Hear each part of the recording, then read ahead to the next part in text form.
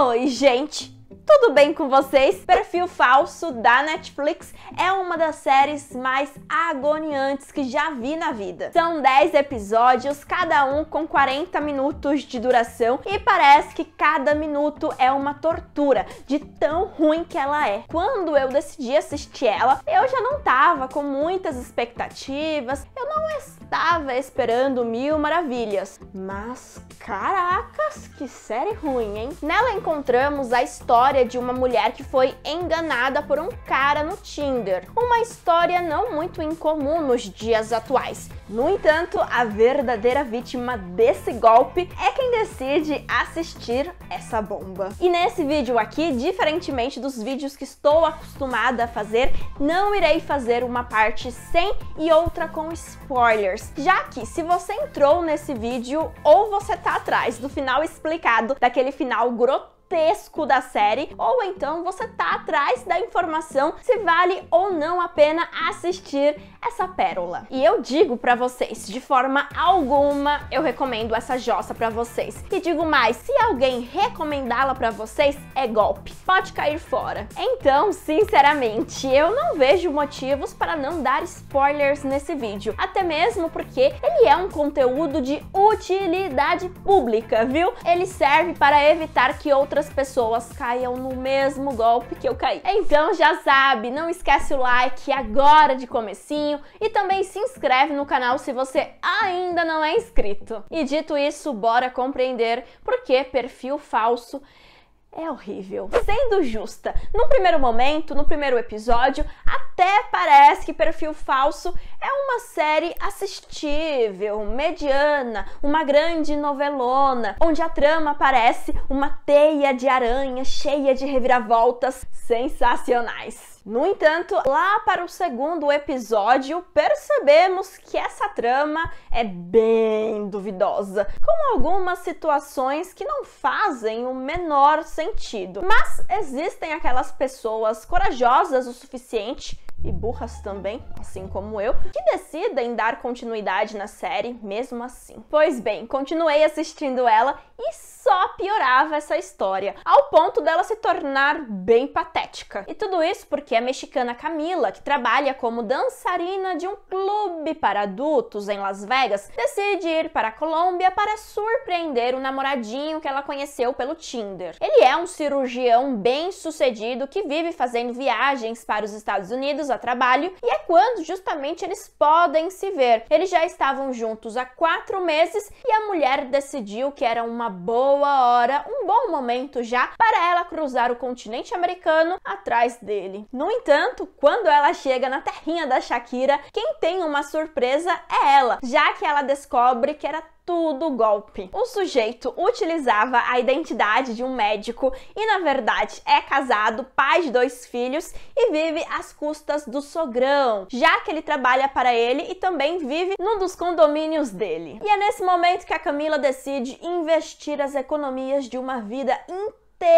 como stripper de luxo para, primeiro, pagar um taxista para se passar pelo seu marido. Segundo, alugar uma casa exatamente ao lado da casa do mentiroso. Terceiro, mobiliar a casa. Afinal, ela não vai fazer uma vingança pela metade, não é mesmo? Quarto, ela decide alugar um carrão de luxo, porque precisa exibir nas redes sociais o carrão que ela ganhou do maridão dela, já que ela precisa que todos os moradores daquele condomínio acreditem na mentira dela. E, em quinto lugar, claro, ela precisa alinhar uma mentira bem mentirosa com o taxista para evitar que eles entrem em contradição. E daí, nessa altura do campeonato, né, você deve estar se perguntando, mas por quê? Qual é o objetivo disso tudo? De verdade, gente, é impossível compreender por que alguém se submeteria a tudo isso por um cara que conheceu há 4 meses. Detalhe, eles só se viam quando ele viajava para Las Vegas, ou seja, eles não devem ter se visto tantas vezes assim, e por conta disso, ela decidiu mudar de país, começou a enganar uma penca de gente e começou a gastar uma nota gigantesca apenas por isso. Fora que as únicas formas dela manter aquele custo de vida altíssimo na Colômbia é se o custo de vida ali for ridículo ridiculamente baixo, ou então ela tiver muitos milhões no banco. E eu digo pra vocês, OnlyFans é coisa do passado, gente. O segredo pra fazer dólar, din-din, bufunfa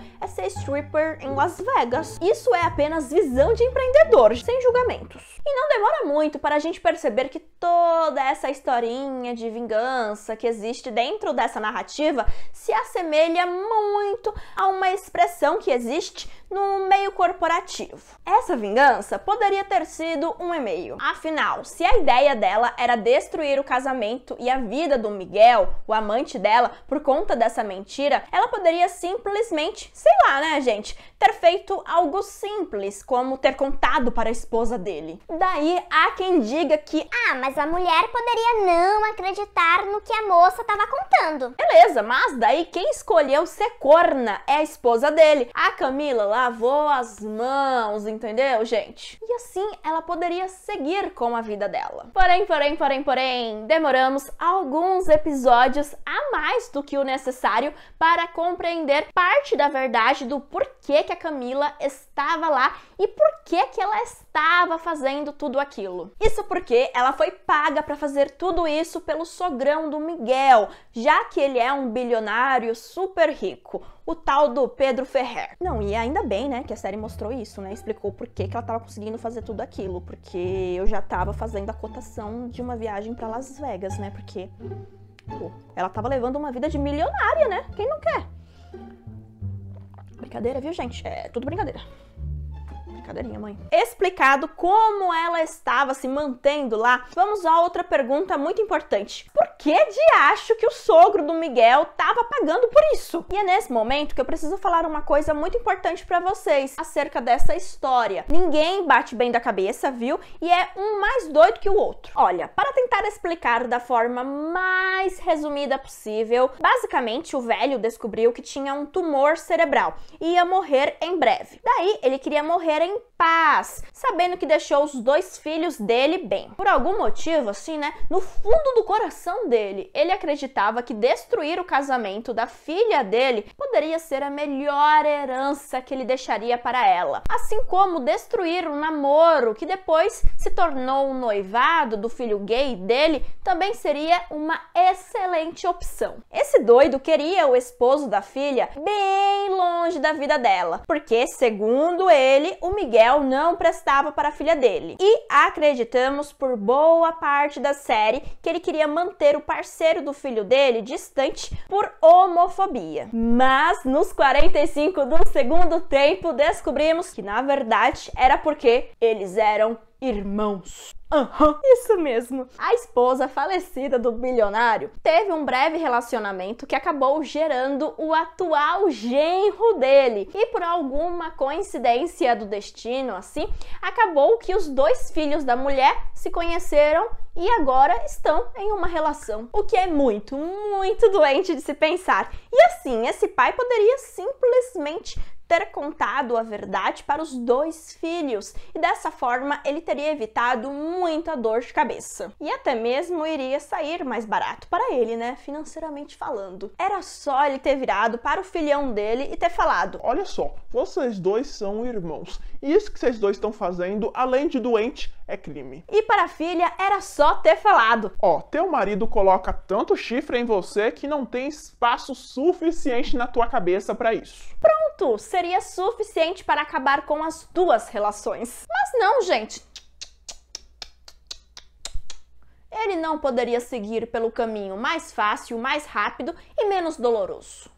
Não, isso aí é para amadores. O que ele fez? Ele preferiu contratar uma mulher que iria intermediar o contato com 2 pessoas que iriam destruir a vida de seus filhos para poder concretizar esse plano que lhe daria paz no além-vida. E essa mulher vai até Las Vegas e paga para uma das amantes do Miguel viajar até a Colômbia para comprovar com os próprios olhos a farsa do sujeito. Depois disso, mais uma vez, ela entra em contato com a amante para ela ficar numa casa de luxo e torturar o amante com a presença dela ali naquela comunidade. E, em paralelo, ela também aciona um acompanhante de luxo, o Inti, que teve uma noitada deitada com o noivo do filho dele uma vez e coloca ele como funcionário do restaurante do filho. Tudo isso para esse acompanhante destruir a relação dos pombinhos, que são irmãos, ao se tornar amante do filhão. Com um pai desses, quem precisa de inimigo, né, gente?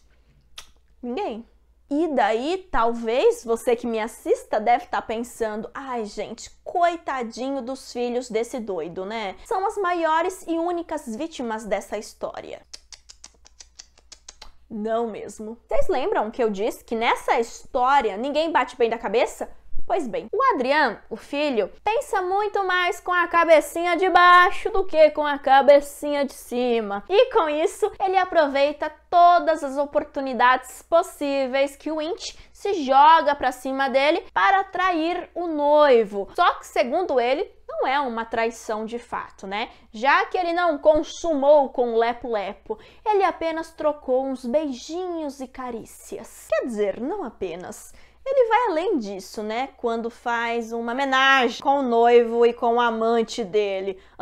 E detalhe, é o noivo que organiza esse rolê. Não, gente, mas é a coisa mais sensata do mundo. Se você suspeita que teu parceiro tá te traindo com alguém, é simples. Chama essa pessoa para fazer uma homenagem no relacionamento, né? E aí o seu namorado, sua namorada, né, ganha passe livre pra te trair. Por quê? Você tá lá no meio, e realmente no meio, já que ele começa a sobrar. E aí ele percebe que fez merda, né? Mas já era tarde demais. E aliás, sim, gente, sim, essa série tem muito lepo-lepo. Mas não, pera, não é muito. É muito lepo-lepo mesmo, viu?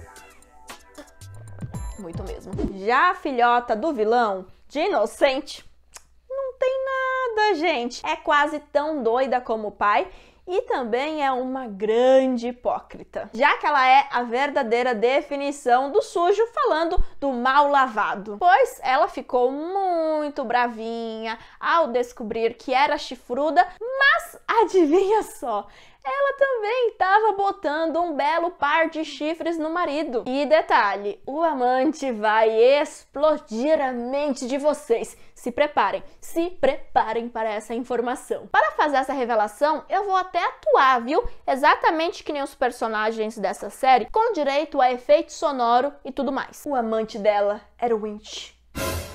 O amante do irmão dela. E as patifarias não acabam por aí, não, tem mais. O Pedro Ferrer percebeu que a Camila poderia falhar e não causar muito estrago como planejado para tirar o Miguel da vida da Ângela, a filha dele. Então, por algum motivo que não dá para entender, ele paga para o ex-namorado stalker da Camila viajar para a Colômbia para atacar o terror. Ok, vai, eu tenho que reconhecer, isso faz tão pouco sentido que é até engraçado. Olha, é sério, viu? É tanta reviravolta nessa história que eu tenho até dificuldade pra listar aqui pra vocês. Ó, vamos lá. O filho do Miguel e neto do bilionário, ele se envolve nesse esquema todo porque ele se torna uma espécie de hacker de câmeras. Já a mãe da Camila está presa no México porque ela acabou matando o marido quando ele foi atacar a protagonista quando ela era apenas uma menina. Já o BFF do Miguel hackeou o celular dele para roubar e vazar uma gravação de um showzinho particular sensual que a Camila fez para ele, ou sei lá. Possivelmente isso também foi obra do sogro dele, que tentou incriminar ainda mais esse genro. O stalker, que saiu lá de Las Vegas para a Colômbia com passagem paga, realmente só teve a passagem de ida paga, porque ele acabou sendo assassinado a mando do Pedro. E por aí vai, gente. É muita coisa que acontece. Mas, para finalizar, a Ângela, a esposa corna, que bota chifres também, acha que matou a Camila. Daí o Miguel vai descartar o corpo, mas na verdade ele esconde a amante e tem um plano de fugir com ela, já que ela tá vivinha da Silva. Só que ele sofre um acidente com a esposa, ela consegue sair do carro e logo depois o veículo explode. Todo mundo pensa que ele morreu lá dentro. Teve até um velório, gente. Mas no final, ele aparece com a Camila para confrontar a Angela e explicar tudinho que o pai dela é o grande vilão dessa história. Daí ela fica muito doidona, o Adriano, o irmão dela, brota ali e ele descobre que na verdade é meio irmão do ex-noivo dele. Aparece o pai também, rolam uns tiros.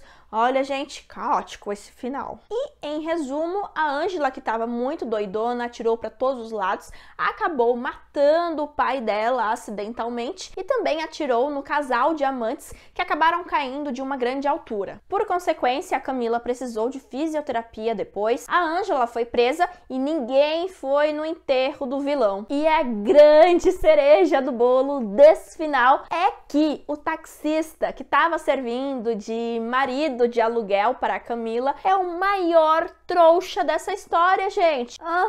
Ele acabou se apaixonando, sabe lá Deus por quê, pela Camila, porque assim, o tanto que essa mulher fazia de loucura na frente dele, e mesmo assim, ele se apaixonou por ela. O amor realmente é cego às vezes. De alguma forma, ele se tornou o namorado dela e é um corno manso, porque ela continuou vendo o Miguel. Tudo isso para ela continuar sendo a amante. Não tem como, gente. Não tem como não, gente. Não tem como acreditar nesse final. Não tem. Deixa eu arrumar aqui meu bonequinho. Além disso, ela conseguiu soltar a mãe da prisão e voltou para Las Vegas e continuou trabalhando como stripper lá no clube. Se esse não é um dos piores finais que eu já vi em série, não sei o que é. E detalhe, essa produção aparentemente não é uma minissérie, ou seja, se ela fizer sucesso na plataforma, quem sabe a Netflix encomende uma segunda temporada. É muito para minha cabeça por hoje. Mas eu espero que esse vídeo tenha salvado alguma alma inocente de assistir essa bomba. E se você teve o desprazer de assisti-la, eu sinto muito, tá bom?